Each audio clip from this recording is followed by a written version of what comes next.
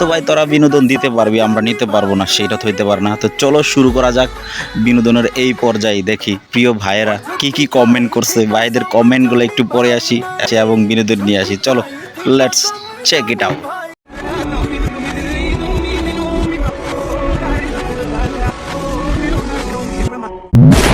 তো আমার প্রিয় ভাই লিখলো বিলিনগুলো ফেটে যাবে।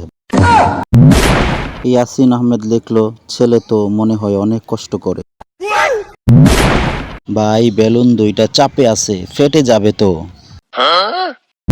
অসাধারণ কমেন্ট করছে, বেলুন তো ফাইটা চাইতাছে, হাই হাই। ভাই যেভাবে দৌড়ছো যে কোনো মুহূর্তে বুম ফেটে যাবে। ভাই তোরা কেমনে পারছ এগুলো লিখতে? হ্যাঁ ছেড়ে দেন, ফেটে যাবে।